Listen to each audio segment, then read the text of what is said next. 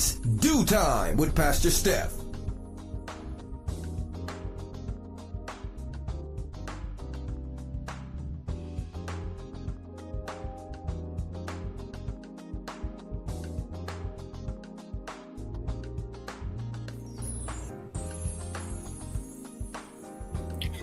Good morning, and good morning. Rise and shine. You're on with this Due Time with Pastor Steph. How are you this morning? That's what I like to hear. That's what I like to hear. For this is the day the Lord has made. Let us rejoice and be glad in it. So, where were you last week? Oh, we started off the week shaking the Monday morning blues with the Due Time crew. And we talked about those manipulative things we do in a relationship that you may not realize that's going on. They have you questioning your own reality. That gaslighting will do it to you every time. You saying one thing and they're saying that's not what you said. You're thinking one thing and says that's not what happened. No, be very, very careful. Make sure you stay away from being manipulated into believing that you're not showing or displaying your love or loyalty. That's another manipulative tactic that people use when they're trying to play you and take you through some head game. Oh, what about having you feel guilt or shame about the things that you're not really responsible for? Another area of manipulation. So make sure that not only you're not being manipulated, but make sure you're not the manipulator, because sometimes we do things and believe it or not, there are times when you just don't quite get what you're doing. It may not be your intent. All right. So make sure you stay on the right side of that relationship. Well, we got the switch with Shantice. Be careful how you approach God was the switch tip for the week. And it showed itself all the way through the week, not only in that particular episode, because being manipulative is how we actually work God as well. You know, when we're telling God we're not going to do that thing because, we're tired, and if he gets us out of it, we'll do it. And all the while, your head has not really come out of doing that. So make sure you're not manipulating God as well. Well, we spoke to Vivian and got her socially conscious segment, and we're talking about the fact that New York City is supposedly spending a lot of money, $43 billion on their students. But the problem is they have had a 158,000 student count decline. So where are all of the dollars going? Yes, they say low test scores, reading and math scores aren't really good. They're going low as well. The transportation, maintenance, and smaller classes, as well as the money that's supposed to be put into special ed. Yeah, that's where the money is supposed to be going. But still have people wondering, I'm looking at the conditions of these schools. Where are the dollars truly going? Well, the wow story of the week was the parents picking up the 3-year-old child from the daycare center, only later realizing that something's not right. Baby had a hole in his face from where the tooth had come through the skin, and only to find out that there had been some long-term, talk about manipulation, long-term abuse going on. Yes, and the owners were quite aware of it. So after some investigating, the employees were terminated, and I'm really hoping that the owners actually have to face some consequences as well. But hey, you never know in this world. Well, Thursday, Therapeutic Thursday, rolled around, and we got to talk about that young lady in the video who says, I don't like what my mama tells me no. put her mother to sleep with some NyQuil, and commenced to cutting mom's hair. Yeah, we get it all here on It's Due Time with Pastor Steph. So, we really get to see how these young people are functioning. We don't even know why mom told her no. And if we go with a normal mom, maybe she was looking out for your benefit. But of course, because we're so rebellious, we're not even thinking about what God has for us. Again, manipulating. I told you it was the whole week was about manipulation. And, we want to just make sure that we are on the right side of taking care of our kids, disciplining our kids, starting early enough with them to help them understand that there are rules, and sometimes the rules will be a no. Sometimes the rules just might be a yes. But here's the interesting part. We ended up talking to the guys on Friday about Michael Jackson biopic. Yes. And the fact that Spike Lee spoke about, hey, what do you want? They had to stop the movie because it couldn't go any further because of the agreement that was made with the lawsuit. And was there some manipulation going on there? I don't know. But again, manipulation seems to be the name of the game. That's why God is cautioning you to make sure that you stay away from it and be aware of it. Okay? Okay. Well, that's how we spent our week last week. Today, we have crossed over the other side of May. And let me say, happy anniversary. Is Due Time with Pastor Steph. We have officially reached our 6th year. Yes. Woo, that's been a quick 6 years. We started in May of 2000, right at the beginning of the pandemic. And we have been going strong ever since. So God has been amazing, and we're about to have an amazing morning. So come on and let's get this party started. Go ahead and get that healthy breakfast. Go ahead and tell somebody, anybody, everybody that It's Due Time with Pastor Steph is on. And whatever you do, don't go anywhere, because we will be right back.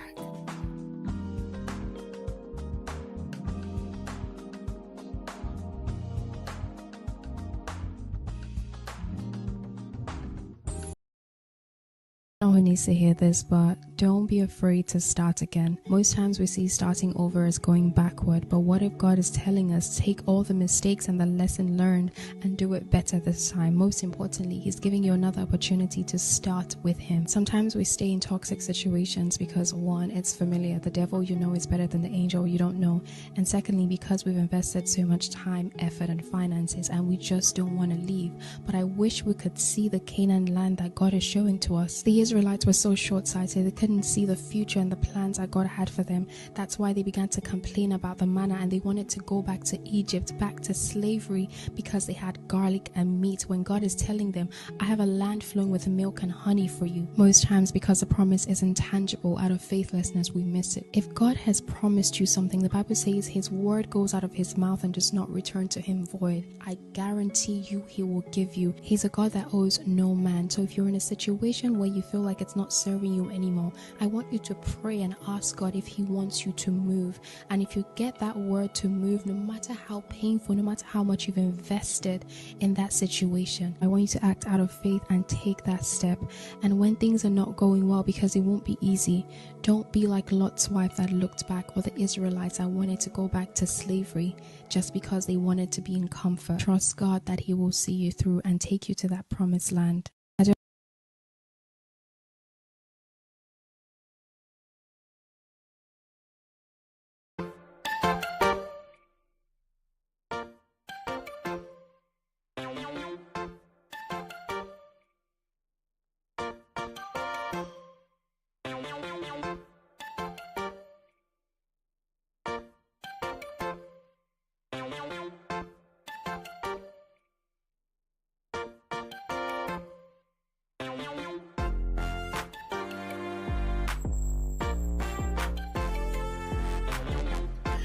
Good morning, and good morning again. Welcome back to It's Due Time with Pastor Steph, and we are shaking the Monday morning blues. I pray that your weekend was well. You enjoyed. You came. If you're sitting here talking to me, you had to have come through safely. So we're giving God thanks that we're doing well. What a PSA!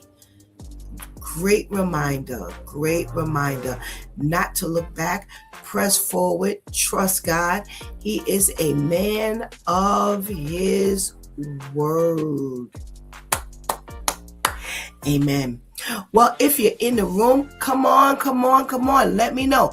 Give me a shout. Let me know that you're hanging out with me so I can give you a hearty good morning.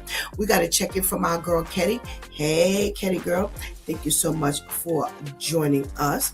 We have a shout out from Kabir. Well, good morning. Thank you so much for joining us. He says he's a big fan. I'm hoping so. Continue to hang out with us, Kabir. Oh, we got to check in from Serge, who is a year older now. Amen. Good morning, Serge. Thanks so much for joining us. Happy and safe travels. We got to check in from our lady, Tamika. Good morning. Looking forward to talking to you on the other side of the screen. We got to check in from Sean. Good morning, Sean. Thank you so much for joining us. Ketty says, happy anniversary to the show and to the Due Time crew. Amen. Yes, great PSA. We couldn't do this thing if we didn't have the ladies that hold us down each and every day. Let's say good morning to our lady girls. Shantice, good morning. Thank you so much for doing what you do. And let's say good morning to our girl, Anika. Hey, Anika. Thank you so much for doing what you do. Giving God thanks for your lives and how you press your way to make sure that we are up and running all the time. If Miss Grace is out there, good morning. Good morning. Giving God thanks for your life and trusting that you are doing well today. And happy travels to you as well. All right, my Due Time people. Let's talk about our health. You know how we do every single Monday morning. We are talking about the fruits that help minimize the signs of aging. You know, they always say black don't crack. It's okay, because we're going to help that with the foods that we eat. All right. What do you think is the first thing? I want somebody to guess what the first thing is on this list. Let me see if anybody can guess what the first thing is on this list. You got 1, 5, 4, 3, 2. Not the first thing on this list, Tamika. Almost. I don't even know if that's on the list, but that's not the first thing on this. Shame on you, Tamika. You should know this answer. There you go, Anika. Blueberries. That's right. I don't care what we have. No matter what list we go through, blueberries is on the list. Some type of berries. They're calling blueberries the nature's tiny fountain of youth. Yes. So they say that the group of antioxidants that the blueberries hold fight off the free radicals and those pesky molecules that speed up aging. Yeah, so regularly eating blueberries can help you stay skin elastic. Yes, that everything gets held together, reducing the appearance of a few more lines and wrinkles. They say filled with vitamin C, that the blueberries are essential for making collagen, which helps to keep our skin looking plump and firm, intact. All right. So just a handful of blueberries, like in your yogurt or your smoothie or your oatmeal, will get that job done. Avocados is on this list.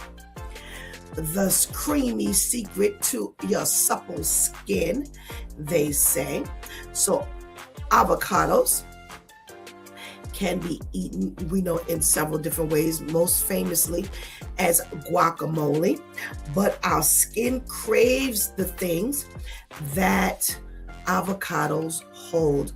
Vitamins E, vitamin C definitely fight off the oxidative stress that causes wrinkles and dullness in our skin.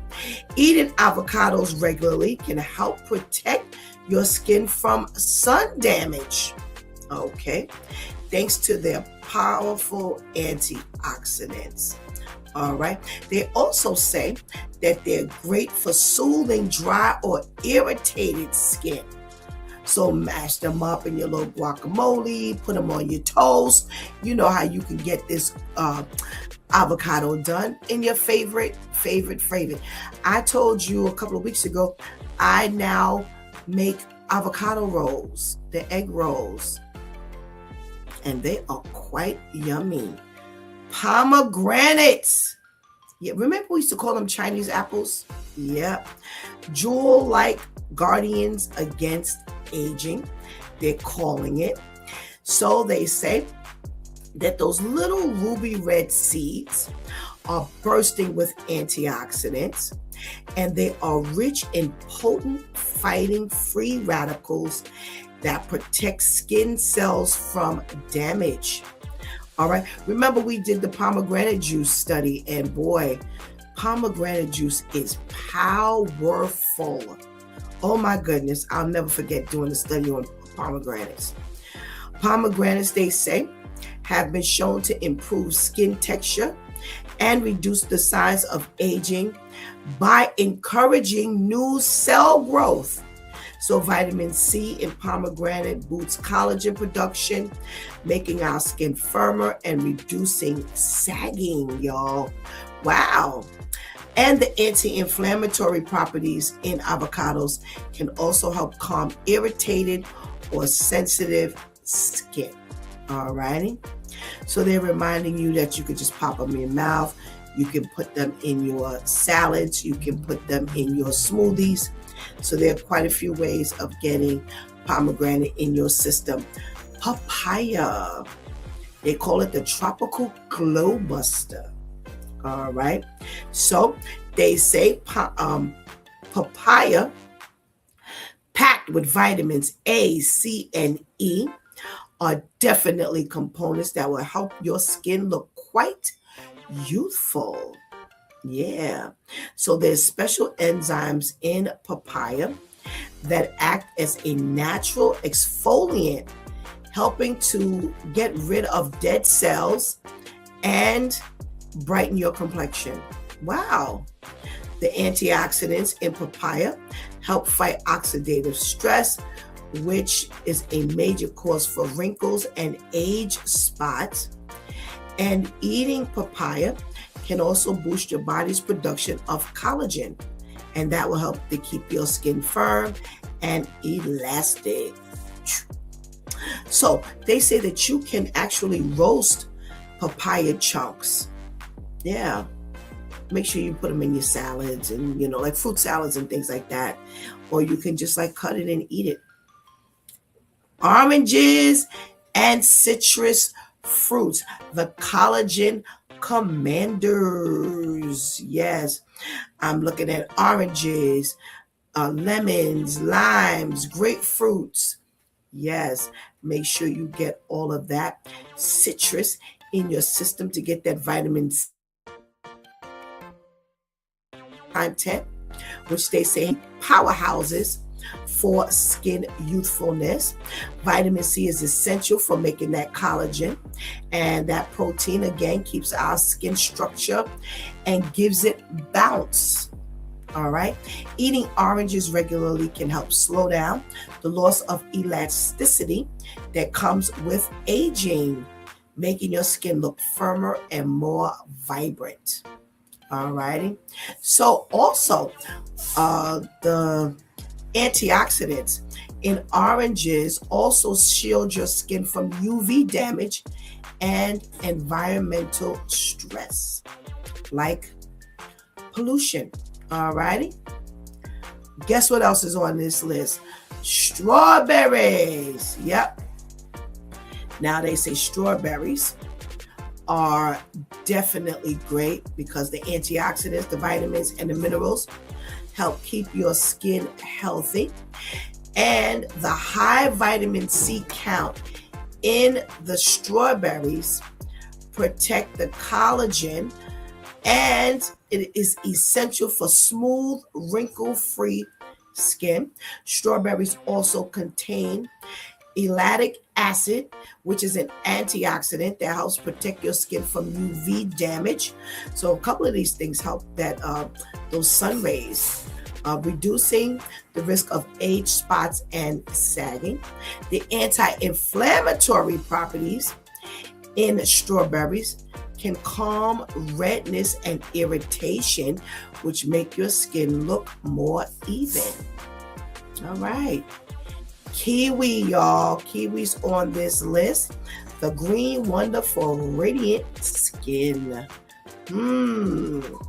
All right. So the vitamin C in the kiwi, they say, is more than what's in an orange, and actually will help your body produce collagen even more so, keeping your skin plump and youthful looking.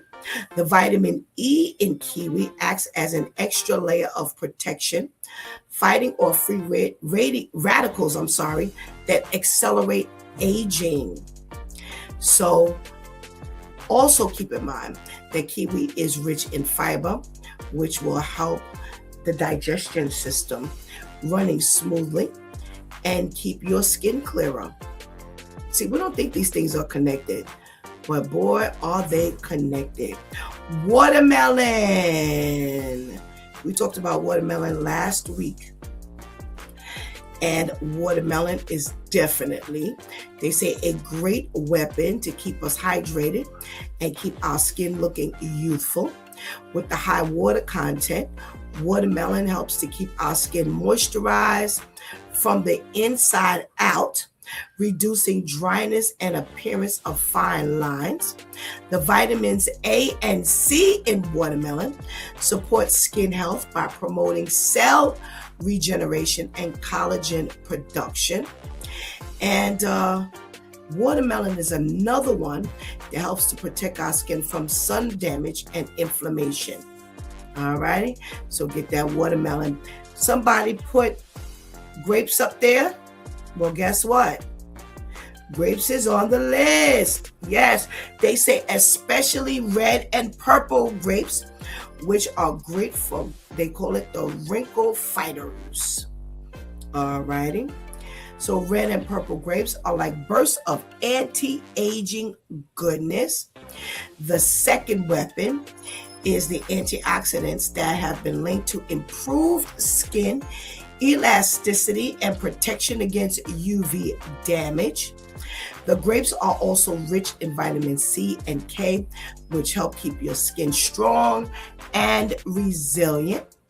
And get those grapes in your system, and they will definitely reduce and fight inflammation and reduce the visible signs of aging by keeping those wrinkles off your face. Somebody put apples,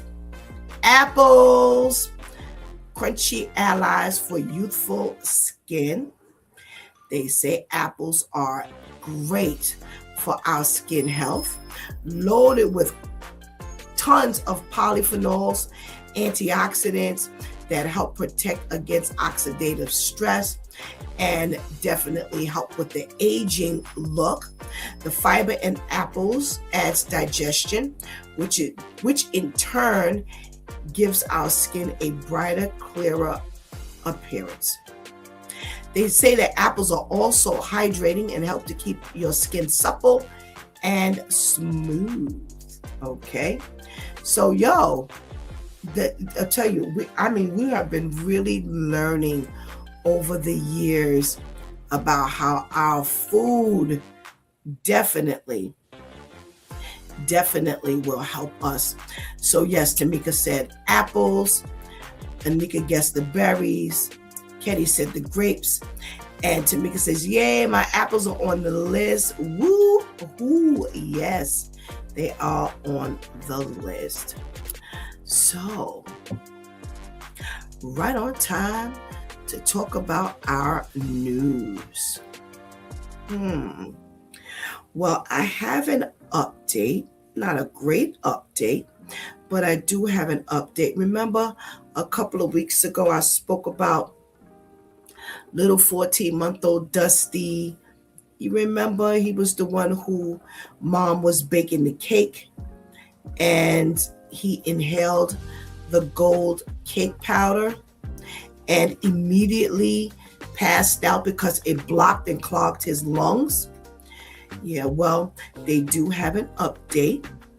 And the first thing I want to make sure is to say that they didn't tell this in the first story, and that might simply be because they did not know.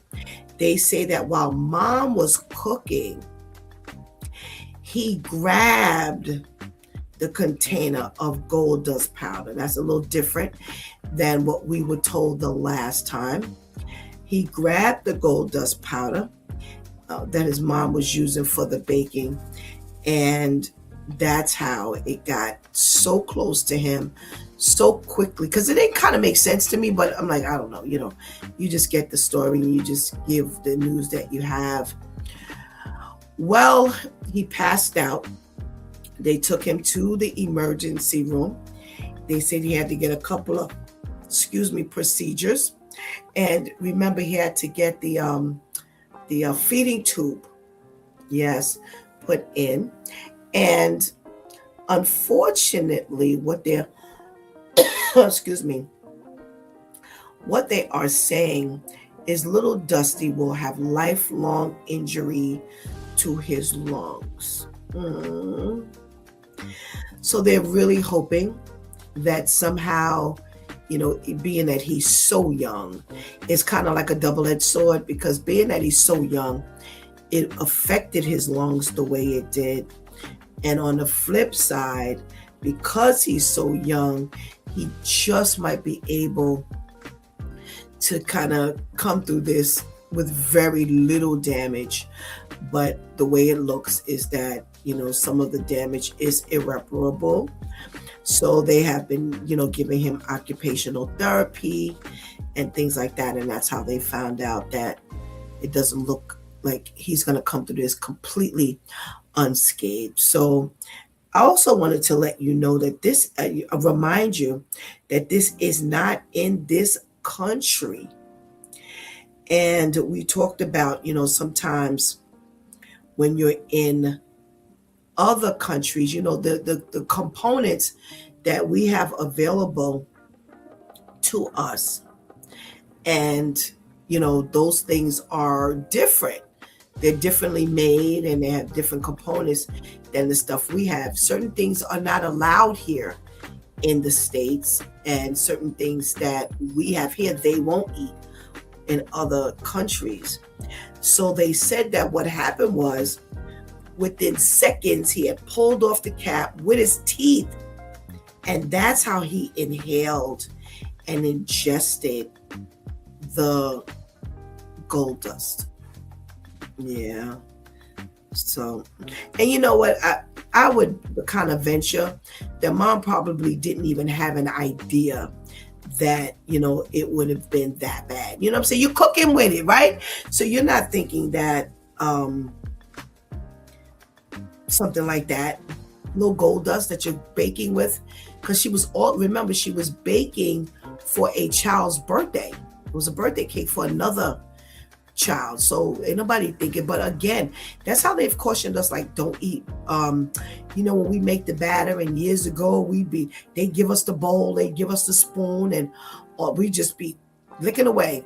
Yeah, they tell you do not do that anymore, because the potential salmonella will definitely do harm to small children, pregnant women, and the elderly. So that's the same way they do not want us to eat the flour, the raw flour. Yeah. And they've told us about eating raw egg. So what do you want? All right, we're moving on to Cali.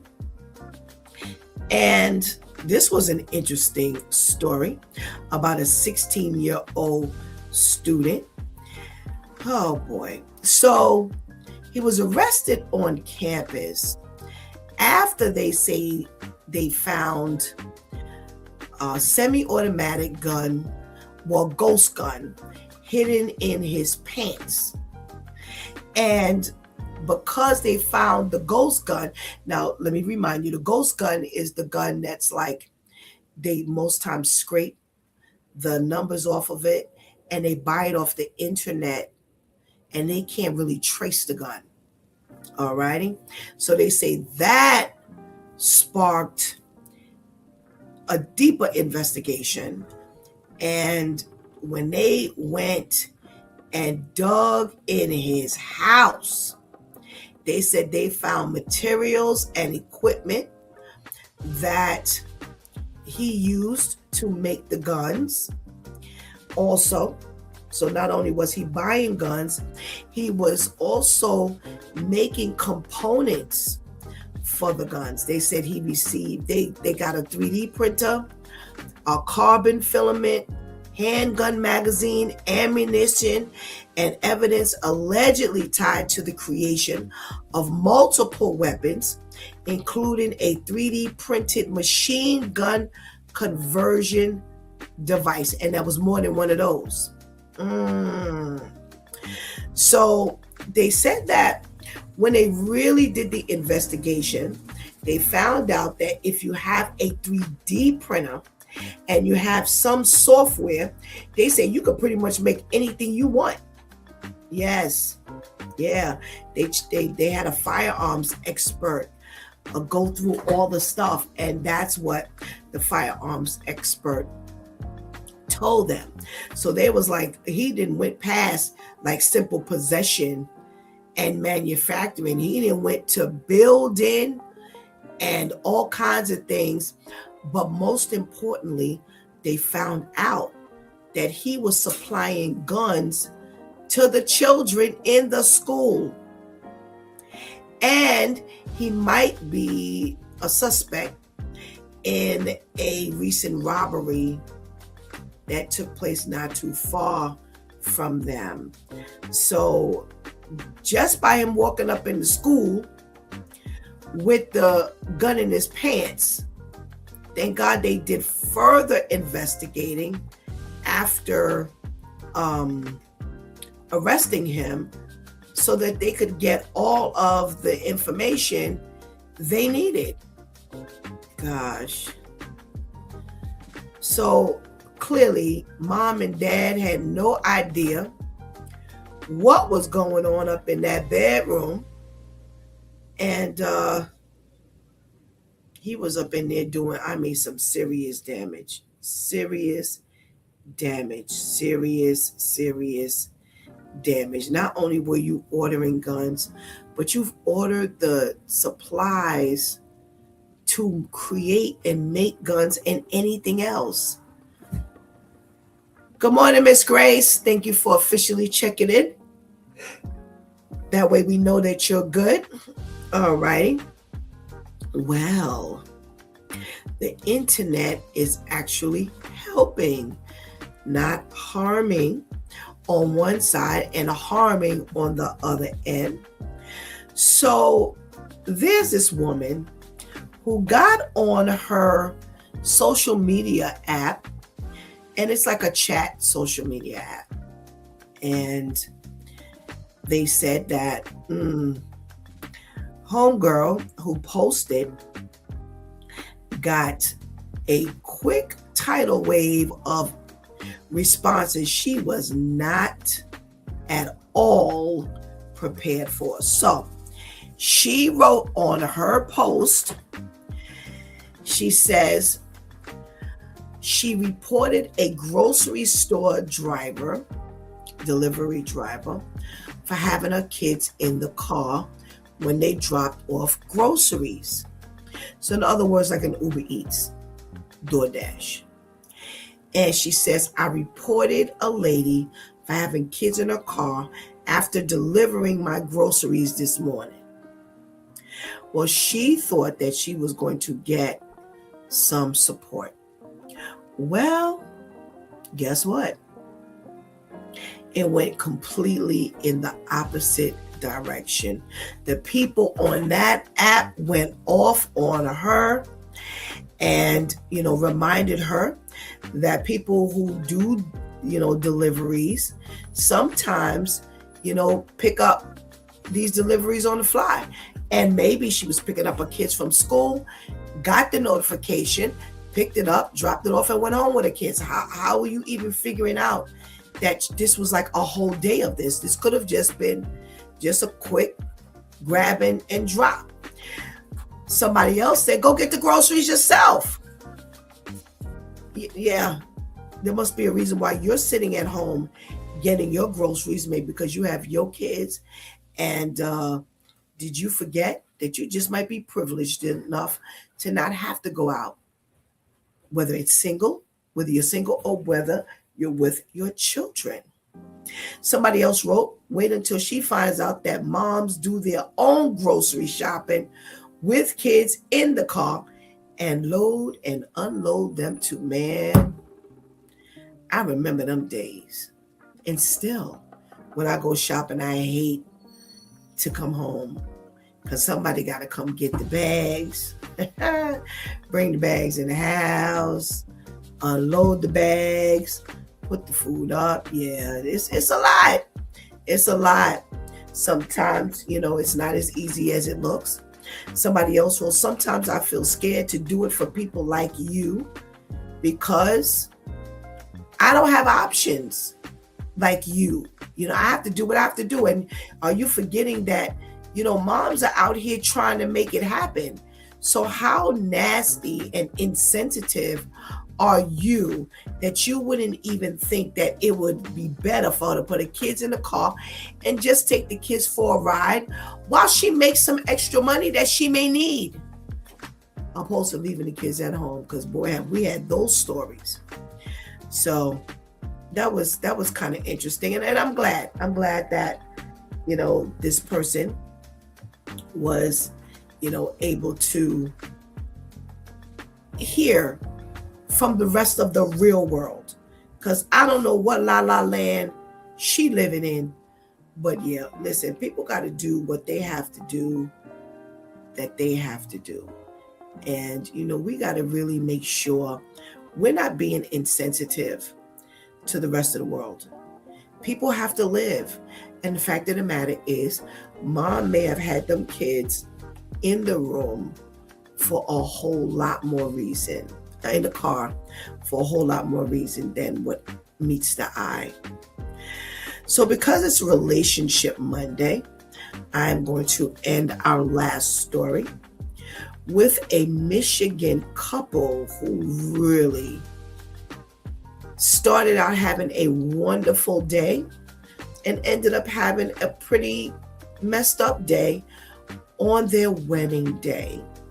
So this is like one crazy story. So James Shira, 24, was sentenced to a minimum of 30 years in prison. Now, here's what happened. And they don't put a lot of information into the story, but they say that he had just gotten married and his best friend, best man, Terry Taylor, 29, who has also been his long-time friend, they somehow got into an argument afterwards.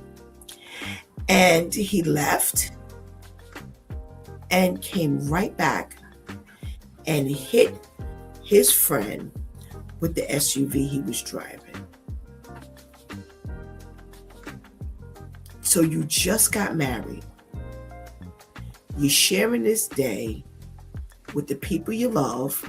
You're sharing the day with your besties and everybody's shouting you out and, celebrating. And you get into some argument and they say, of course, alcohol was involved, because you really got to be some sicko to do something like this to your best friend and you haven't had anything to drink.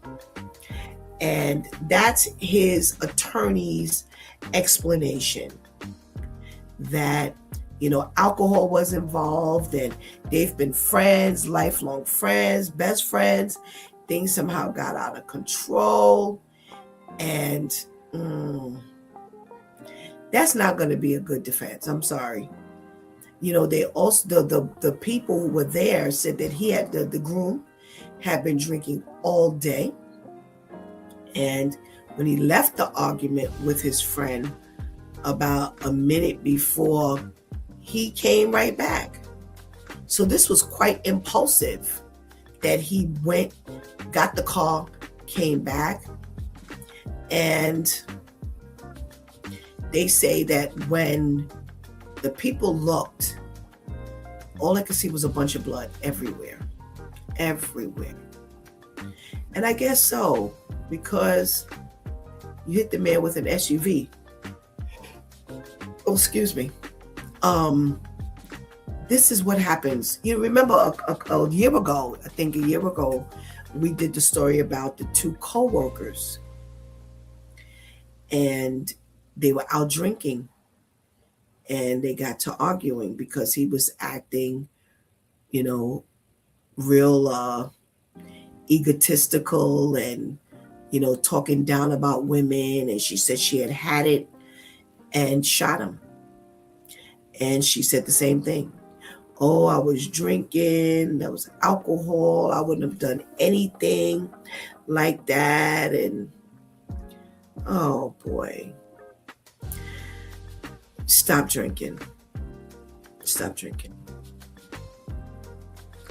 It never leads to anything good. Stop drinking. Sentenced to 225 months in prison. There's a lot of calendar marks going on there for 225 months. That's terrible. All while you'll be thinking about your best friend, because that's one of the things he says. He says, I'll never forget this. You surely won't. Not only that, who's sticking with you for 30 years and she just got married? I don't know about that, because y'all are young. So I don't see somebody young hanging out with you for 30 years. That's really not likely. So, all right, where my ladies at? Where my girls at? Let's get to talking to the ladies. Where is Lady Tamika? Let's talk to her. Good morning. Good morning. Monday morning. How are you? I'm well, thank you. How are you today? I am good. Just going to let you know my t-shirt says Jesus loves you, but I'm his favorite. So I just thought I'd let you know. I'm his favorite. Ain't you something? Excuse me. Well, you know what? I'm just going to say my hearty amen to you being his favorite. I like that. Actually, I like that. All righty. Let's get to talking about this crazy news, girl. So we start off with the California 16-year-old who walked in school and got busted for having a gun on his possession, only to prompt the cops to go to his house and find that he was loaded there. He had a 3D printer, carbon filament, handgun magazine, ammunition, and evidence of allegedly, they say, creating multiple weapons, including a 3D printed machine gun conversion device. Now, can you even imagine that this stuff is done with a printer? Actually, yes. We were watching something on the news, and they made it very clear that you can create anything with a 3D printer, and it looks like, smells like, tastes like. The One of the things that they did was they created a chicken, fried chicken What? with a 3D printer, and it looked like, tastes like, smelled like chicken. And the person that Wow. ate it said that they couldn't tell the difference, and so Wow. very, very scary, world, with that type of thing in mind. And my thing is, who are these people and how do they get access to all this stuff? Like, and this is one of those times where I say that, they had one job and they went far above. They did their job. Thank God, because you could have just taken the gun and said, okay, run along, no, but they went to his house and then they found all this other stuff. I mean, imagine the looks on their face like, what? It's not just a ghost gun. You've got all kinds of other stuff. And that goes to, that idea of scratch alive, find a thief. Woo, boy, a whole lot of stuff they found out. I'm glad that they did it. Absolutely. Absolutely. Absolutely. Let's see what your girl Shantisa's got to say. Good morning. Good morning. How are you? I'm fine, thank you. How are you? Good, good. Well, thank you. Well, all right. We're talking about this teen who was not only caught with the gun in his pants, but we had all this stuff at home. We're the parents. This is what happens when I get to persect you because you walk in my room. I guess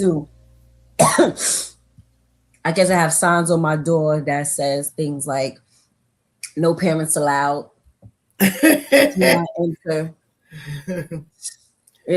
Like this is what happens. Because how is it that you have all of these items in your room as a minor, not as an adult, and your parents know nothing? That part.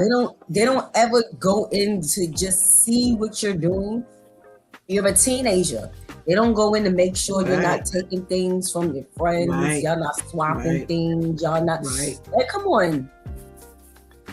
And again, they need to continue to charge these parents negligent charges as if he wasn't going to school at all. That's what they need to be hit with. How's he walking past y'all with this stuff? Is he tying it on something and pulling it up from the window? Like how? So he's walking past y'all in the living room up the steps to take this to his room. How does this work? So this is really crazy. It is. I want to read this again. So when they got to his house, he had a 3D printer, carbon filament, a handgun magazine, ammunition, and evidence allegedly tied to the creation of multiple weapons, including a 3D printed machine gun conversion device. I have one question. Where'd you get the money from? Yep. Exactly. You don't have a job. Right. And guess what? You can't keep a job if you stay at home doing this. Right. Unless this is your, that's why he was selling it at the school, because this is his job. I'm saying to myself, well, how you get all of this? I can't afford all of this. So how you get all of this? And I, like you both have said, but especially you, Shanti. So I go up in your room and I found all this stuff up in there. And I don't ask where you get it from. Where'd you get it from? How did you buy it? How could you afford this thing? And this is why, Pastor K.O. always said, you ain't got no door in my house. Right. Because you know what? If the authorities decided to come after the parents, what are you going to say as your defense? You lived in the very house where all of this was going on. Mm-hmm. What would you possibly say as a defense? Right. I didn't know. I don't know. Yeah. Big time, Tamika. Big time. Oh my goodness gracious. That's the first thing I thought about. I was like, well, where the money come from? Because he kind of rich. Mhm. Excuse me. Ooh, that's a big Thank you. All right. So you have this other woman who goes on her social media app where she's chatting with all of her people, and she brags about, she says, I reported a lady for having kids in her car after delivering my groceries this morning. So she felt that it was unsafe or a violation to have children riding in the car when she excuse me. Well, she got her groceries this morning, and they shouted back at her. How dare you? Were they wrong or were they accurate, Shantice? Well, did you find your Fruit Loops open? Were some items missing? And you figure that this woman's kids ate it? What does it matter? You ordered, you got your delivery. You didn't see anything harmful. It didn't look like the kids were jumping up and down in the car and you're like, oh my goodness, well, I happened to be outside when she pulled up, and the kids, because you can see that while the parent is driving, the kids is just doing backflips from the front to the back and all that. Were you seeing that? And you're like, well, I want to report the fact that this woman has the kids in the car, they're not secure in any car seats or seatbelt. What does it matter? As we were watching something yesterday, it sounds like bougie problems. You are getting your groceries delivered. That is a privilege. So unless you're seeing something that is now messing with your order that you paid for, shut your mouth. Because now you just sound like one of them parents who just want to complain. All righty. Lady Tamika, I mean, is this reasonable? Is it logical? You're literally bragging at this point. And that is it. You sitting at home relaxing. You could have gotten up to go get your groceries. You sitting at home waiting for it to come to you. Mm-hmm. The only thing that you can think of is to complain because somebody she did her job. Here we go. This is another one who did their job. All she was the one job. The one job. She did it. She brought you your groceries. So you go the extra mile to report this one woman who was doing her job. And, you don't know her circumstances. You don't know her situation. You figure, I'm going to be big and I'm going to tell on. It was probably a Karen, most likely. She didn't have nothing better to do. It was. She didn't have anything better to do at the time. So she decided that she's going to tell on you. And I am actually glad that it backfired on her. You don't get the right to, as long as she did her job, your bag wasn't disturbed. It didn't have feces or anything else around the bag. The bag didn't look like it had been, thrown across the room. She gave you what you needed, while you sat at home waiting for your stuff to come. Then, just mind your business. Just pipe down. What else came to my mind? I'm like, it's a Karen. Because see, when it comes to us, all we worried about is all my things there. Right. Now you're not talking about just delivering my food order. You're delivering my groceries. So the first thing I'm doing is going through my bag to make sure you got my soap pads, you got the dishwashing liquid.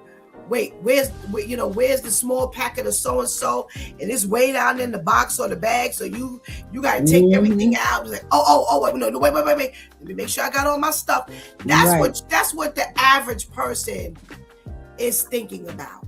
You're not thinking about it's like especially when it was said that there was nothing reckless. She did not say I had to report a mom who had a children in the car and they were acting recklessly. Right. You didn't say that. You couldn't say that.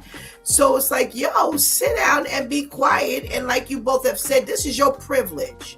And one of the respondees said, this is a privilege for you to order your groceries. Think about it. Other people with kids have to go shopping for themselves. Right. Put the stuff in the car, take the stuff out the car. And I mean, because when your kids are a certain age, they're not much of a help when it comes to when you get home. You know what I'm saying? Mm-hmm. So all you think about is, I got to get home. Not only that, most times when you shop, you got to come home and now you got to cook. Right. So now you're talking about a possible situation where mom then went and got the groceries, got to come home, settle the kids, cook, then feed the kids and put the kids to bed, wash them up for the next day. And your worst complaint is the fact that she had the kids in the car. Stop. Mm-hmm. Just stop. So yes, you're right. It's probably a Karen, and just a sad state of affair that this is the worst thing you could complain about. Serge says the parents know. He's talking about the kid with the gun. He said the parents know. And he then says she thought she was doing something. Yeah, she did. She thought she was doing a whole lot. But they forget that they can get blacklisted too. Yeah. As someone me as an Uber Lyft driver or DoorDash or Uber Eats deliverer, you can report me, but as a customer, you can be reported as well. So now you want to make this type of complaint and see people like that make that type of complaint and then order again the same day, like a bozo. So you want to make a complaint and then again leave your food in the hands of someone who could possibly be ignorant just to be spiteful. See, that people like that don't think about that. Yeah, God forbid the next time you're gonna get a delivery person who ain't got no kids in the car and who gonna drink from your juice and put it back in that bag, or who's gonna pick up all your groceries and then keep some of it and then dare you to say something, all because you wanted to be unnecessarily ignorant. Yep. Oh boy, I tell you, you can't get around these people. We got Pastor KL in the house. We have good morning. Good morning. Good morning. All right, so we have our last story about the Michigan groom who just got married that day, was having a good old time and drinking and partying with his people, his new wife and his best and long time friend, the groomsman. And somehow or another, an argument ensued and they ended up, I guess coming to some level of bad words. They say he left and within a minute or two, he was back with his SUV, killing the groomsman, his best friend, lifelong friend. Hit him with his SUV. How mad do you have to be, Pastor KL, to hit your bestie, longtime friend, your groomsman, with your SUV on your wedding day? Was he the groom? Mm-hmm. Wow. Yes, he was the groom. That's some kind of level of anger. I don't know what he could have said. I mean, the only thing he could have said is, "Listen, I want you to know that I slept with your soon-to-be wife." Yeah. I mean, that's the only thing I can see that he would kill him. But then they both would have been killed. I'd have waited till they were both together. But I mean, I can't see how an argument would take you to kill him like that. That's crazy. Yeah, that's the only thing I thought about. I was like, unless he confessed. Right. But like you said, Pastor KL, they didn't say that the groom, the grooms, the best friend. Yeah, groomsman and the wife, because they also snagged the wife because she lied at one point when they were doing the investigating. She lied, so they snagged her, but they said they ended up dropping the charges. Oh yeah, they were sleeping together. They were sleeping together. So I don't know, Tamika, this is your long time best friend in the whole wide world, and she done made you so mad. You done left up out of the place, came back with your car, hit her and kill her, and now you are remorseful as all get out. Yeah, but at this point, nobody cares about your remorse. You know, you gonna serve this time, and this wife is gone. Y'all just got married. It's not like you know. I don't know what the length of your relationship was prior to, but if you do like most people, y'all ain't known each other, you know, long enough for her to hang around, you know. And you know, I thought this very same thing. I was like, this has something to do with the wife, one way or another. Either you slept with the wife or you said something about the wife, but clearly, you angered this man so much that he didn't even take the time to reset, went in the car and ran you over, you know, and now your life is over. Your life is over as you know it. And, you know, okay, fine, you can say that you're remorseful, and you may be, but that doesn't change the fact you're gonna serve that time. Absolutely. Shawtees. Yeah. 225 months. Why you do that to me? You say you ain't getting out. Why? This is our wedding day. Why are you getting that drunk? Why? There's still people here. We still have to say our bye-byes and our tatas to those who came to celebrate this union. The pastor's probably still here. Not that anybody cares about clergy nowadays. But why are we getting that drunk to where I'm doing this? And again, you know, we keep underestimating the effect that this liquor has. Everybody swears they can hold their liquor. You were unhinged before the first cup hit your mouth. Right. It just made it exacerbated. Right. Right. Because as you guys were talking, I was thinking about the best man, and I was like, well, Lance just almost tossed Harper over the balcony. And he found out that Harper did sleep with his soon-to-be wife. Because Lance had Jesus. He possessed that self-control. And Mia knew nothing about it. Absolutely nothing about it. So we really got to stop thinking that this is a joke. Long go the days where we would be able to get that drunk. And the worst case scenario was, I just don't know how I made it home. God is allowing us to see the true effects of this alcohol, man, of any level of intoxicant that we put in our bodies. And now you waking up in a jail cell, you waking up to a judge giving you 30 years, and now you crying, boo-hoo.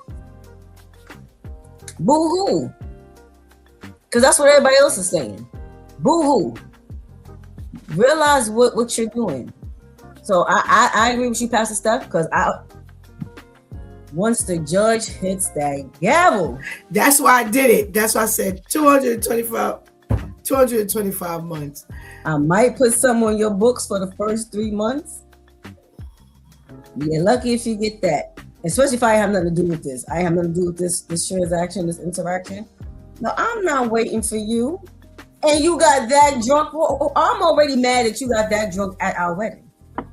So that already showed me what kind of life we were going to have together. If you got drunk like this at the wedding, how you going to be at home on a day-to-day basis? I'm good. All righty. All right, Sir says, I agree with Pastor KL. the best friend just slept with the new wife before the wedding. Yeah, I think we all in that bucket. We with you, Serge. And from Sean, he says, shout out to Pastor KL. Wait. Dude, I got something blocking. Dude knows life. He's a wise man. Oh, okay. Dude knows life. Do you know him, Sean? Is this like, did he pay you to come on and say this? Because this can't be your first time. Y'all leave Sean alone now. Yeah. What'd you say? Y'all leave Sean alone now. Oh my goodness gracious. All right. Thank you, Shantice. All right. So ladies and gentlemen, you know, this is our relationship day. And I stumbled across something that was really interesting. I only looked at a couple of them. Generally, I don't look at any, but I had to make sure that it was something that we could talk about. So women are talking today, and they are sharing some of the worst experiences that they've had with their partners. And like I said, I don't know what's on this list. I saw a couple of things and I was like, oh, okay. And I thought it was a nice dynamic because you got the two ladies. Well, normally we would not have Shantice today, but we had the female and the male side. So I would love to, the women are talking, and I would love to hear what Pastor KL has to say in regards to, you know, his knowledge, his experience. So after the ladies get finished talking, I'm a little afraid that, you know, he may have much to say. But, okay, hold on. Let's see.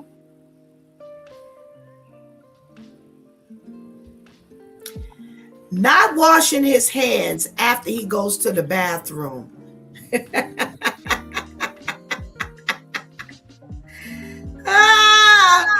So since Shantice is so animated at this moment, we're going to give her a chance to calm down, Tamika. You take first leg on this one. I don't know why. We got the same result. Like, we went somewhere. But you don't have the whole body gyrations. That's because it's internal. Trust the me. It's the same.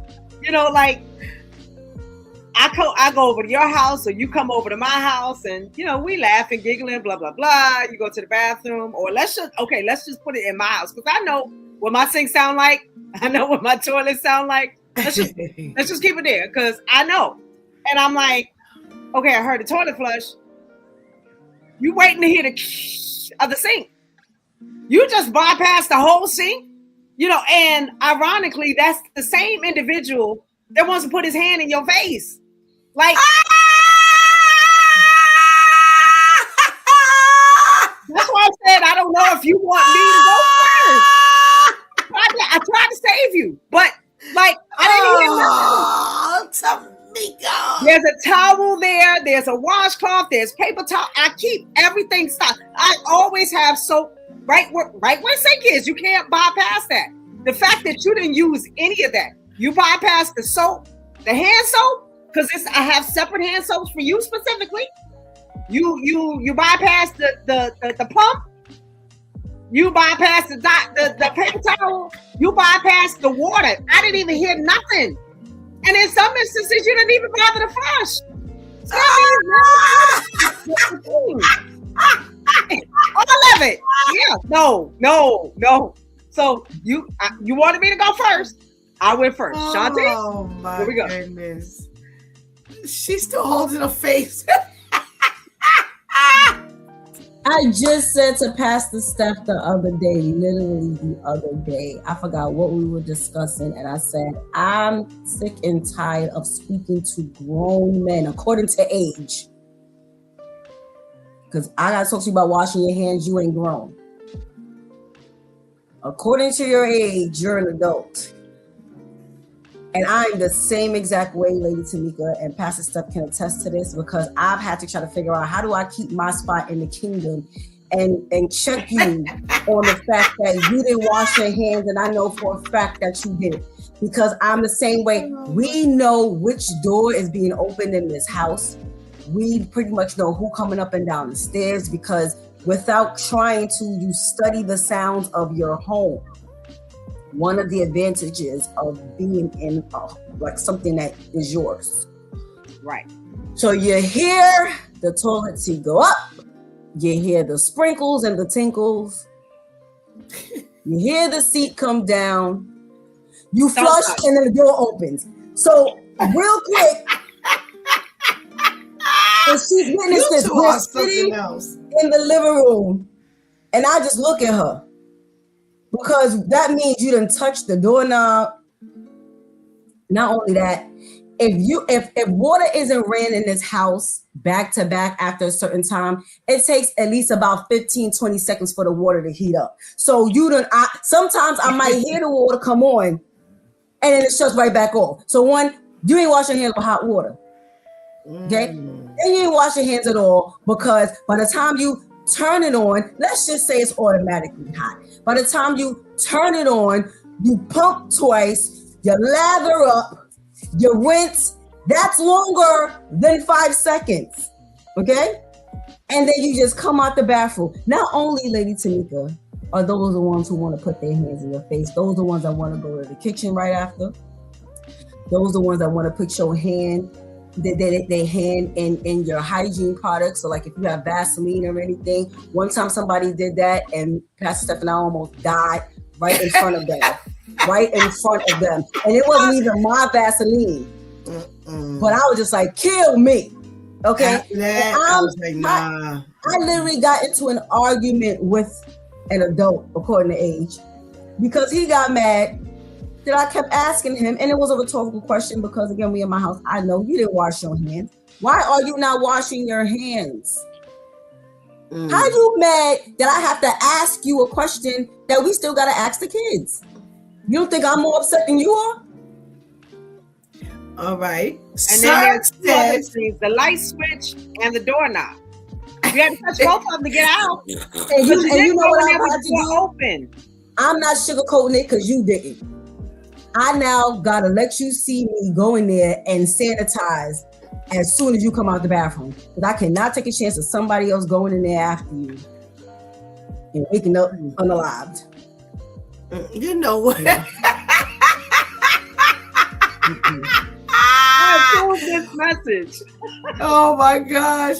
Wait, before Pastor KL, you go, I want to read what Serge says, because Lord have mercy, please respond to this.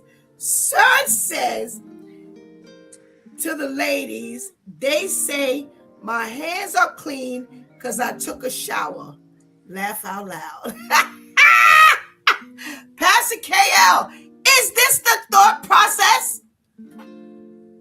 You know what? These ladies right here, boy. Lord Jesus, Lord Jesus. You already know you live with PP, man. You know you live with it. You know, I mean, I'm trying to understand why females, are so confused about certain things or expect so many things. You ever hear a man flush the toilet and turn off the water at the same time? You know he ain't wash his hands. I've seen it. Especially kids. You wash your hands, yeah. You turned off the water and flushed the toilet at the same time. When did you do this? I'm not sure why these women on this panel is so confused. This ain't gonna be the first time, especially for this one particular person. This person don't wash hands. He or she don't wash hands. They go in and they come out. It's like Superman in the telephone booth. They come out a whole new person. Excuse me. And now you mad because. Excuse me, Pastor KL. This now a requirement. Why? But wait. Why are we turning this on the ladies? I'm not asking you to comment. I'm not turning on the ladies. I'm saying, but this is who you're involved with. He is the PP man. He don't wash hands. He's the same man that when you're cooking, he goes and get a spoon just to taste it. That's just as nasty. That's who he is. He doesn't think anything is wrong with what he does. He's been doing this for years. His mama ain't telling him to wash his hands. So I'm not turning on the ladies. Well, obviously, I'm your mama now. Yeah, okay. They say, ladies are complaining, the towel for, oh, I'm sorry. Using one towel for everything, using it like it's a multi-tool. All right, so Shantice, you go first. Well, when you don't use soap, I mean, the towel isn't clean. Really, I don't really like doing that. Like my towel that I use to get out of the shower, I don't use that to dry my hands because we have to remember bacteria stays on these items. That's why you're not supposed to have only one towel. Because how long are you using this one towel? Okay. Even though you're clean when you get out the shower, that's still bacteria that's being held on it. So I personally don't like to see this is one towel is for washing after I wash my hands, after I take a shower or a bath or for me that's like, we're gonna go to Target and get some more towels. Sorry. Help me out. Tamika, she says using one towel for everything. It is not a multi-tool. It is not. And you should have different things for different things. Okay, so you use that towel to dry off with. If you are one of those people that eats in your bed, you've got the towel, you put the towel on the bed, you put the food on top of the towel. So now you got that. I'm trying to think of other things. If you happen to walk past the house and you see something that needs to be wiped off, instead of getting a paper towel, throw the paper towel away, you go get that towel. Take that same towel, wipe it off. Oh, you find something in the bathroom that, there's a smudge there. Instead of getting a washcloth or something that you use specifically for cleaning your bathroom, no, what do you go get? That towel. Go in the bathroom, wipe off that thing. So, and then you take a shower the next day and you take that towel and guess where it goes? On the bed until it dries. Oh. Pastor KL, the ladies have spoken. What do you say? Using one towel for everything like it's a multi-tool.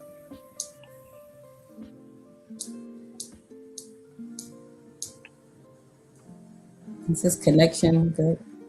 Might be off. I think it's a connection. Yeah. Okay. I forgot to add that when you go play basketball, Go out and come back in. You got the basketball. That's that same towel. Oh. Wait a minute. Hold on. Wait. Oh, wait. I just realized what you said. With all the nasty sweat and your outside clothes. You go to the gym, take that towel. Same multi-purpose. No. I was trying to help. No, that didn't help at all. No. That didn't help at all. She said, she goes on further to say, the towel forgets the horrors of yesteryear and begins its new journey. Wait, say that again. I'm sorry. I said, she went on to say, the towel forgets the horrors of yesterday and begins its new journey today. I was trying to wait for Pastor KL to come because I don't want to go to the next one. So I'm going to hold off on the next one. Okay. Sneezing ridiculously loud. Is that an issue for you, Shantice? I know what you're gonna say. I know what you're gonna say. I don't care if the sound is loud as long as the snot isn't. Like as long as you don't sneeze and you cover your mouth, that you don't just sneeze and see the expression of the sneeze. I don't care how loud you You know, unless you're just being unless you're just being obnoxiously loud. You know, like you're like you have to do all that. Like, stop. Unless it's something like that, I mean, no. I just don't like try to control the snot. All right, Tamika. Maybe you have less what's the word I want to use? Graphic. Less graphic terminology. I thought she. Let me see if you said what I think she was gonna say. Well, you know, you can say it, don't spray it. You know, is where I am. You know, I am a loud sneezer. It's not something that I do on purpose. It's just, you know, when it comes out. Cover your mouth, please. You know, you have these things for reasons. You know, I don't need to feel it as well as hear it. Okay. You know what I thought she was gonna say? I don't care how loud it is, as long as it's not an uncovered sneeze. I don't care where we are, Tamika. I just didn't use the verbiage. Tamika, I don't care where we are. We could be a mile away from the person, and she'll say, "Our backs are turned," and she'll go, "That sounds like an uncovered sneeze." And it's already when I hear the person sneezing or sneeze, and I just start laughing because I know she didn't already rated the sneeze as to whether it was going to be an uncovered. Because it's a different sound when you go. It does. Yeah, it's different. The density of the airwaves is not as loud when you do this. So when you just chew versus chew, you hear the difference? You just automatically hear it. I have gotten so bad when I'm not with her. I'm saying, "Oh, that sounds like an uncovered sneeze." She's rubbing off on me. I've been training with Pastor Steph and training. I'm not going to always be here. Oh my gosh. All right, let's see what this one says. This is kind of long. When I was a teenager, one of my friends pointed out how my boyfriend had a compulsion to smack something overhead as we passed underneath it. Signs, doorways, tree branches, anything, if it was in his reach. I almost completely lost it when I realized that he was doing that. Would that be a huge thing for you, Tamika? Yeah, you're nasty. Like, why you gotta touch everything? You know, like the pandemic didn't teach you enough. Like, what? Okay, you gotta push that button. You gotta touch that for what? Like, why does that affect your life? You know, I understand if we're going into, you know, even with me, like, I like to pre-do circulars, like, you know, and then like send it to my home so that I can wash my hands afterward. Like all of this touching, you got to smack this, you got to touch that, you got to no. And then the first thing you want to do is touch me. You know, she just said it's a relationship. What is all this touching for?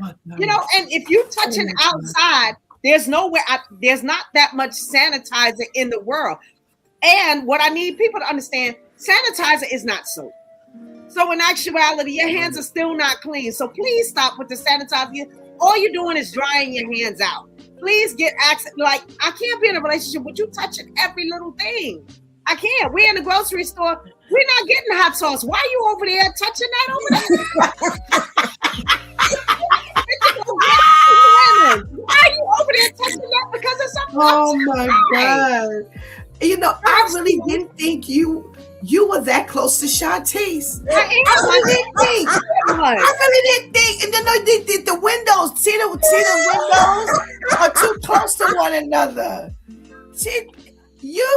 I couldn't believe when you just said that. That's why I was like this, because I felt like I was listening to her. I'm like, is there somebody else on this earth who thinks like this? Oh my gosh. Oh my God.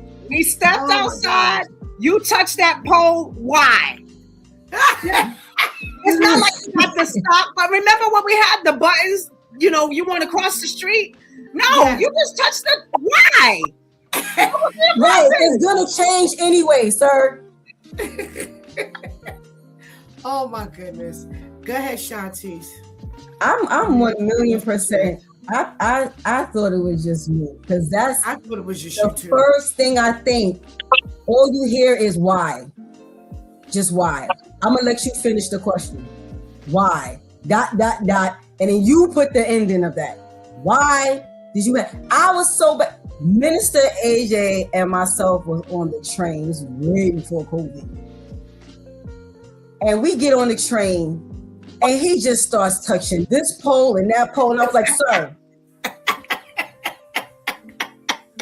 you gotta touch every pole on the train.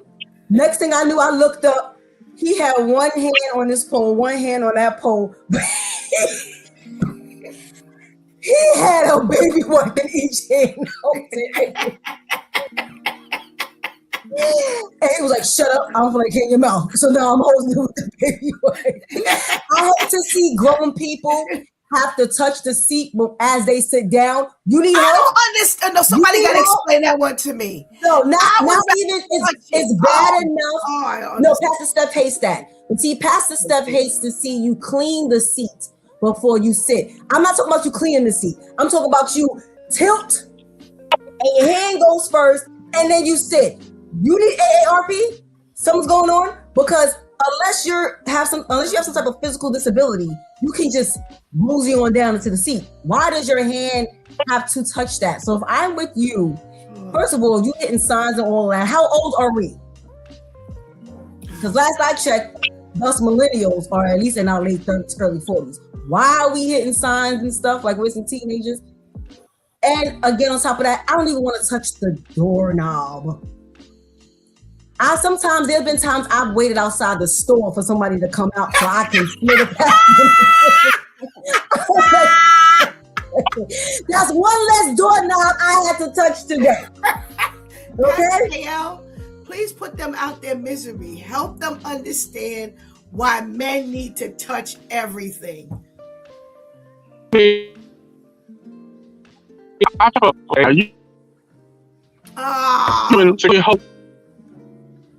Yes. Yes, hold on. Yes, sir. You can't hear you breaking up. He's near the doorknob. That's why. He's near the doorknob. She said he's near the doorknob. I can't stand when I used to ride the train. I never understood why before a person sat down, they grip the seat with their hand. They still do it. Why? I'm like, why? Well, I would rather sit on something than to put my hand in it. And this is before we had the hand sanitizer because it was COVID. This is because I haven't ridden the train since I think we stood up. But I used to get on the train and just stand, and as the train would be rocking, I'm rocking because I'm not touching anything. And you would you look down at the seat, wipe it with your hand, look at your hand, and then you would sit down. And I'm like, okay, so what you gonna do with that hand? Eat the Chinese food they took on the train, because those be the same ones that bust open a whole platter of Chinese food on the train and then eat with that same hand they just wipe the seat with. Oh my goodness. All right. Okay. Now try to get past the KL. Yeah. This is a conspiracy. Oh, Jesus. Yeah. No.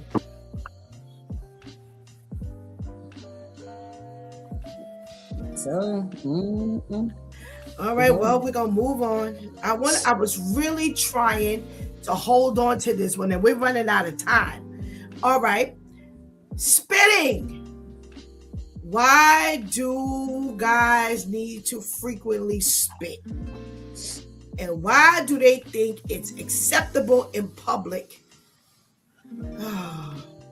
We don't feel the need to spit. Why do I have to constantly look at him spitting all the time? Shantice? Well, from my observance, a lot people who spit a lot smoke. Stop smoking.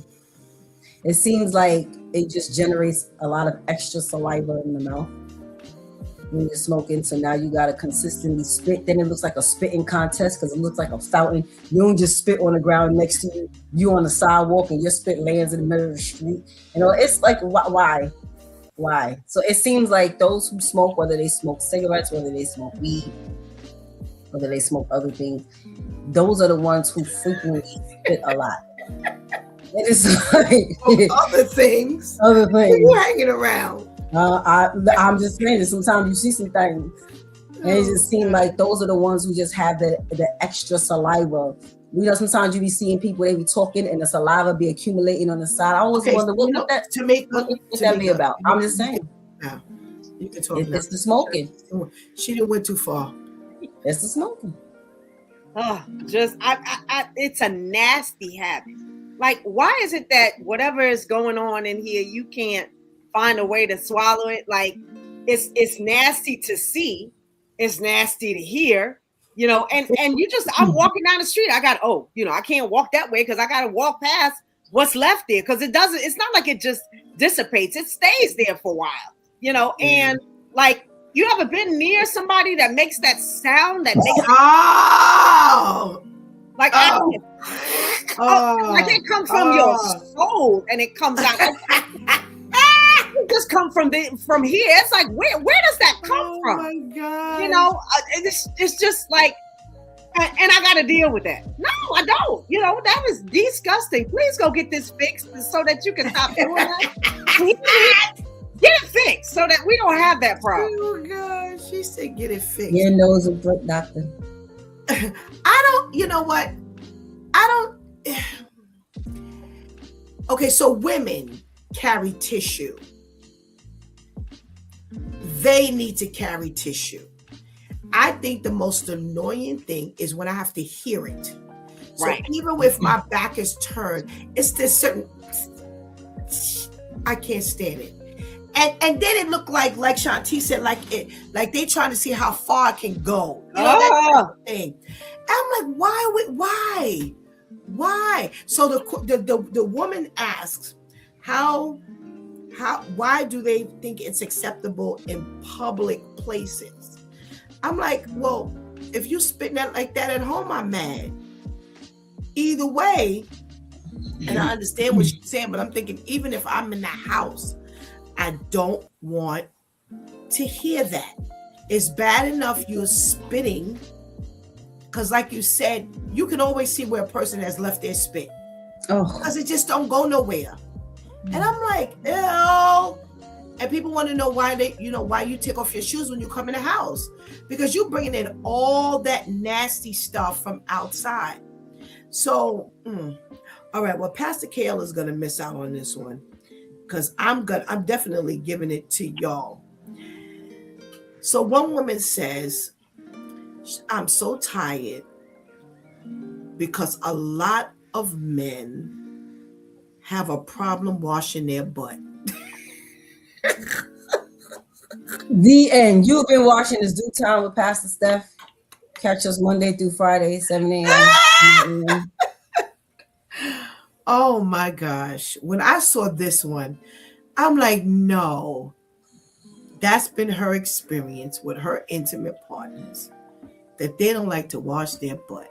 Plural? That's what she says. Wow. Did she just pass out, Tamika? All right. So I'm going to let you go first, Tamika. Wow. I want you to finish with it because I don't want to choke you. We had the episode. Y'all have to go back. I wish I could find it. The bacon strip. You know, you in the bed with your intimate partner. Oh my goodness. And you trying to figure out what's this on the bed? You know, like I can't even fathom. Like, it's not just in your under. Look at this. It's not just in your undergarments. I gotta experience this thing. Like, I'm trying, you know, and as a female, you know, you thinking it's a crumb. So what do? You automatically Oh no! Stop. How do not make this vulgar? I'm trying to be clean, but we're talking about a very nasty situation here. So then you like, now I know here's chocolate.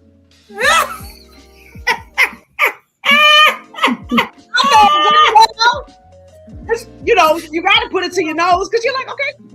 Oh, I know good well this is not what I think that is. You know, and you if you see it in the bed, you see it in evidence in other places. You know, it's you wash clothes, you know, and if you're a female that washes clothes together, it's gonna be there. You know, that comes from like childhood. You know, I had a nephew, I had to literally teach, honey, no. This is not clean. You know, and you know, you gotta be firm because you don't want this to be an adult that has issues. Right. Because now they're gonna get in a relationship with somebody who now, as an adult, I gotta tell you that this is something this is not clean. If there's a stain there, you didn't wipe good. You know, you need to go back in there, go back to the track and make sure the stuff that we were taught as children. If you wipe and you see something, wipe again until you keep wiping until there's nothing there. Oh my God. I'm trying to keep it clean, but how do I keep something so dirty clean? You know, and my thing is when you're in a relationship with somebody like that, oh my God, because that means that there are other areas that you ain't clean. Right. You know, we've talked about, you know, where, you know, water. I take a shower, water runs over my legs. I don't have to wash it. Yes, you do. You got to wash between them toes. If you've ever been in a relationship with somebody, you come home and they got athlete's foot or whatever, all of that runs together. Because that means if you're not washing the backside, you ain't washing the front side either. So the sunshine is hitting in areas that ain't getting no water and soap. Yes, ma'am. Kenny says, yes, it spreads like jelly on the bread. I am done. I'm done. I'm so done.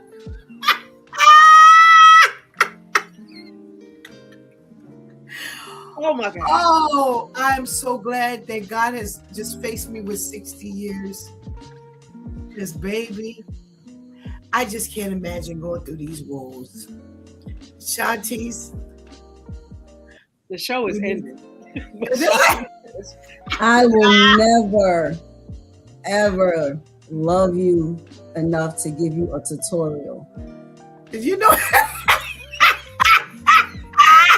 If that's not something you know before you meet me, oh my gosh, you is not the man for me. God didn't send you to me because he told me don't be a murderer. And without trying, I'm about to kill your spirit.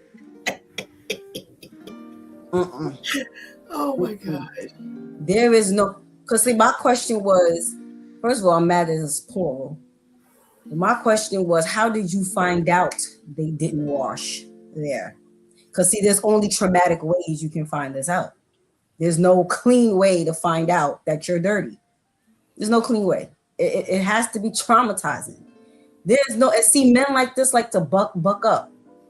You want to be the head, not the tail, but you don't wash your tail. I don't understand how this is supposed to work.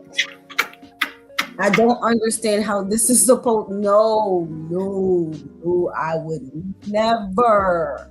I'm just sitting here trying to understand, like, after the shock, where do we go from here? What kind of conversations do we have after this? How do we can't sit and laugh and look at Martin after this? What happens next in life? So wait. I got a question. This is no jokes. All right. So, Tamika, you said the other day that you're 55 over this past birthday, correct? Yes. All right. Shantice has said that she is 40. My question to you ladies. Shantice says she can't deal with a man who she's got to give a tutorial to for that tutorial. If he's got everything else right, if he's got everything else right, we had someone tell us, it was a bunch of women, a group of women, and we had a woman tell us that she was dating a large man. And he wasn't fat. He wasn't fat, just like kind of, stocky. And he took a shower and got into bed. And when he got out of the bed, is like you said, Tamika, you have the bacon strip. And she was like, wait a minute. I know you just got out the shower. Your body smelled like you used Irish Spring, but clearly you didn't clean that. And it could have possibly been because you kind of big. I'm adding this piece. You're kind of big, so it's harder to wipe back. I'm not giving excuses, but I'm just talking reality. How do you handle, and Shantice, forget all of this, I'm not giving no tutorial, but how do you handle this conversation with, is this a deal breaker? Is this a deal breaker for you, Tamika? Yes. I can't be married. I'm doing all this nice stuff, and then I gotta go look over, and I gotta be careful because on that side of the bed, at any moment, oh no, no, I'm sorry. I don't even understand how we got to the point where we're married and we're in this area. Like, I don't care. You got to be clean. Like, because then I'm thinking of other things that you missed. No. That's a. You can hit all the marks. We talked about other things where I had to check for cleanliness. We talked about that a while back. But no, that's a deal breaker because that means that you missing that on a regular. You're not just missing it today. You missing it on a regular, and okay, fine. You could smell good, but nah, you gotta be clean. I can't, because even when it comes to intimacy, I'm like, is this clean? No. I mean, we gotta be real. This is not a kid show at this point. No. Listen. This is real talk because we gotta have real talk. And Pastor Steph is willing to have those conversations. We're not getting on here with our shirt and tie and our collars and our crosses around our neck and our high heel shoes and our church hats. We get it in. So listen, whatever it is, it is. Y'all don't cuss. You keep it clean in that way. Kenny says, I know from experience, 18 years. So you putting cologne on dirty stuff. 18 years. Yeah, Shanti, if Tamika has said this is a deal breaker, I almost don't even need to come to you. You put on the serious church voice, like, wait a minute, let's get serious about this thing. Is this a deal breaker in the name of Jesus? In the name of Jesus, yes. Yes. Yes. God. So that I don't risk, and this is for real, so that I don't risk my salvation. Because there's no, you good at everything else, but you don't know how to wipe your behind. No, how are you so efficient in giving the word and all of this, but you can't do that? No, I can't take you serious. We can't. How are we praying together? See, and maybe another woman is stronger mentally, but I can't pray with you because how are we holding hands while we praying? Really? Listen. Really? So don't hold hands while you praying. Listen, okay, let's get ready to pray. Okay, we get ready to pray. It's just us. Naturally, we're going to hold hands. Now it's going back to one of the initial questions.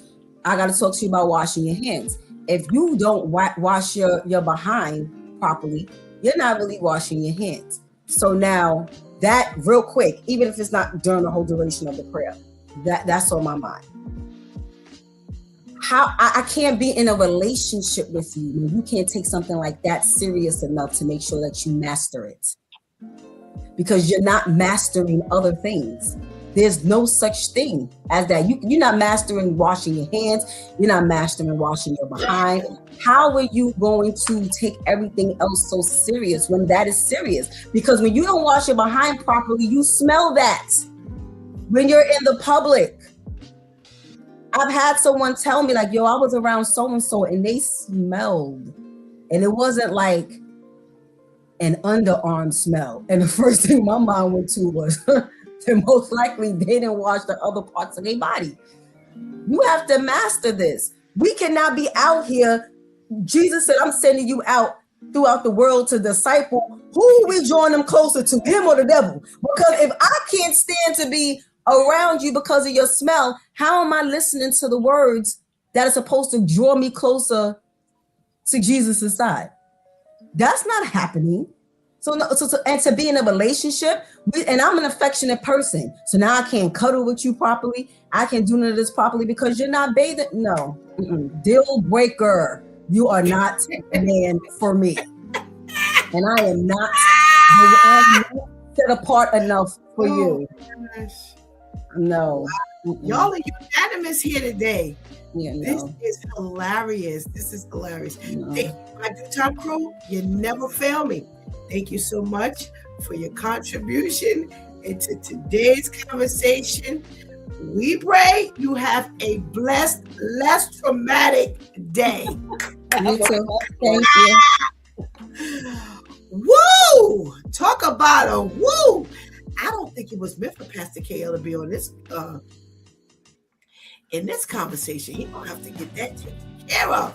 Because I would have loved to hear what he had to say in defense of his brothers, or if there was defense, because he already called the other one PP. So I don't know if there would have been necessary defense. This is quite serious. You know, I actually didn't think, I have to be honest, I didn't think when I came across this last night that this would be the response. And the response would be so passionate. I know my girl. And like I said, I know Tamika has like certain, nuances, but boy, I had no idea it was like Shanti's. I didn't. So this is serious, y'all. This is serious because what this says is our daily habits are interfering with God's business. Now, I don't know how anybody else looks at this, but I have to say that this is really what this boils down to. Anytime your lackadaisical habits, persona, daily living, however you want to say it, is interfering with you possibly being a blessing to someone. And then you're interfering with God's business. Shanti said someone told her that someone smelled. And I'm going to be honest, I have smelled men over my course of my life. And I haven't smelled any really since I've been in the Lord this deep. I'm not being funny, I'm being honest. When I think about the last time I actually smelled a man, and you could tell that it, just like Shanti said, was not from an underarm or, like that type of body odor. And I was like, oh, it's difficult. It's a difficult decision to have. And I didn't ask the ladies, would they talk? And I could only imagine that, I think Shantice was the one who said it, having that conversation, you got to really be very tactful to have that conversation. And maybe we'll bring this back on Thursday. Maybe we'll see, because, maybe by then Pastor KL would have gotten his audio together. But maybe Friday. Maybe Friday we'll bring it back where we have the men and the women. And this when this starts to bring a wedge between God's people, this is a problem, because I'm going to say this. I just recently signed the ministry up to be a part of a very large evangelistic team. And some of my ladies are not married. And I don't know when God is going to send them somebody, or if God's going to send them somebody, because again, like I said last week, there's nothing that's written that says everyone will have someone. So I don't know. But what this just taught me, and I think about it all the time, and I say it all the time, but I really didn't think about this aspect of it. I'm going to be very honest with you. I have to really train them for everything. We really have to talk about everything. And when I say that, I'm not saying talking them into being with a man who has a problem. I'm talking about, like Shati said, somebody just said, well, so-and-so smells like. And if that's the problem, I agree 100%, because the word of God says an unstable man is unstable in all his ways. So if you're not that detailed to clean up behind yourself, then there are many other areas where you're not cleaning up behind yourself. Just period. You're not cleaning up behind yourself.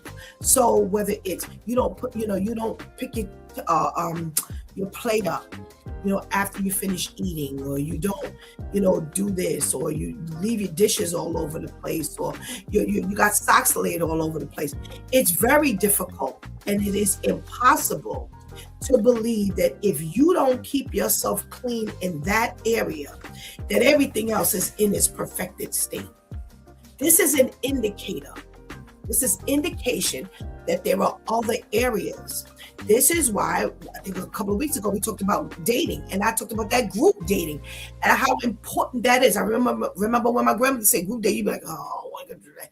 No, this is essential, because this will enable you to see and hear certain things. And now you take that back to God, and now you learn how to deal with this stuff, because as we're evangelizing, you're going to come across a little bit of everything.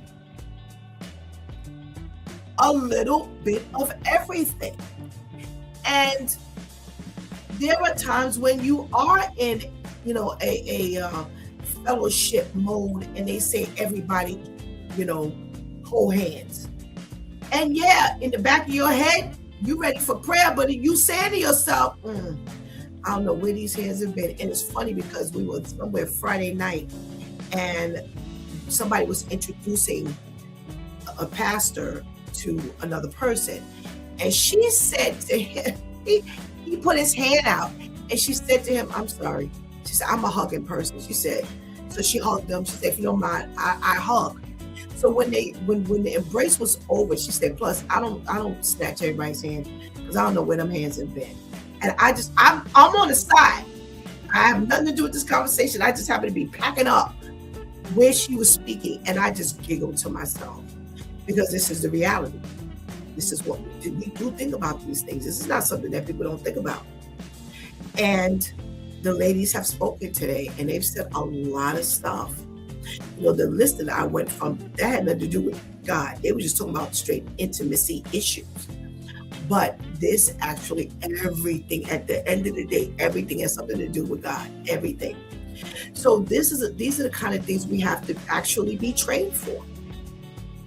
How do I, as a pastor, go out with an evangelistic team, and this person doesn't have, let's say, a leader per se, and they have a problem? Well, if they do have a leader, now I have to go to your leader and say, listen, one of your members, they have an issue. I'm not necessarily going to say which one, but I think you need to talk to your group. Because I'm going to tell you something. If this is my first time coming across that person and I'm smelling it, then guess what? Your other people have smelled it as well. Because here's my theory, and that's what I've said. I've taught my girls: you smell you before anybody else smells you. So if Tamika mentions that I see a stain in the bed, when have you not spotted the stain in the bed? While I noticing the stain in the bed, but you're not noticing the stain in the bed. Should you learn to turn around to ensure that there's not a stain in the bed? Women do it with their cycle all the time. When we get up out the bed, they look back to make sure there are no stains in the bed, because accidents happen all the time when you have your cycle, especially for those women who are a little heavier.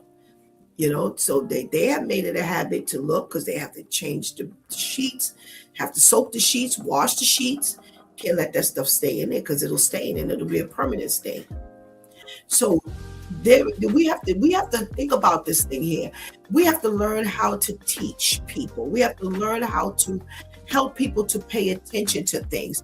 And even if it's a deal breaker for you, are you helping your fellow man? Are you, so in other words, it may not be a deal breaker for another woman, or it may be a deal breaker for another woman, but are you helping him before he gets to approaching a woman? You know how you feel. So how are you, are you thinking about this? Are you going to just go home and pray for the person? There's a lot of things to talk to God about when it comes to this. And that's said, this just awakened me to understand how deep it is. I have to tell you, I some of the stuff that was said, I understand it. I understand, but I was just shocked to hear it. I was like, wow. And they were very passionate. So they were very serious about what they were saying. How many other women feel the same way? How many other women feel the same way? So we've got to work. This is the kingdom of God. So now, are we divided not only by faith and religion and beliefs in the Bible, but we're also, separated here, earthly, carnally. So we got a lot of work to do, my brothers and sisters. Go to God and figure out how you handle these things. I never forget, years ago, this is over 35 years ago, I was working at a job, and there was a woman who smelled so badly. Just her body, her whole body. And I mean bad. That we used to sit in what they call like a secretary cluster. So you had like a bunch of cubes, low cubes. So your cube was like here, like you could see everybody else, but it was like all of us sitting together. The whole back of the office was just smelling. And one day she came upstairs and she was very upset. And she said out loud to us, I just came from HR and they told me that people are complaining that I smell. And I know I don't smell. And, I'm really pissed off about that, because she used to work for two people. And it was a man and a woman. And she was like, why didn't they just say to me, if, that's what they smell, why didn't they just come to me? And, when you already telling people that you don't smell, you're already making it hard for someone to approach you. But had I been in God the way I am now, I would have approached her. I would have pulled her to the side and I would have said to her, it does smell. And I don't know who reported it, because I don't know. I think it was the two managers that she worked for, and they reported her. She ended up saying it was them, and that's why she was really upset. And I guess she was kind of throwing a hint at us, like, how come y'all didn't say nothing to me? And I would have let her know that you're unapproachable. When you start talking, like, I know I don't smell, then how will people approach you? Now there's a battle. We understood it because she was using drugs at the time. She had been using drugs for a long time, drugs through your nose. And part of her senses were dull. That's why she didn't smell something. That's why she didn't smell something. And that means that anything she was wearing she could never wear twice without not just washing, but I mean, that's how bad it was. So, like I said, as a person in the Lord now, I would be brave enough. If she came to me and said, okay, to us and said, hey, why didn't you? I would pull her to the side of another, completely as a side. And so nobody would know that I, whatever. Or I would ask, does anybody want to go and approach her? Because people are talking. And to me, that's love your neighbor as yourself. And we've really been talking about that. The two greatest commandments.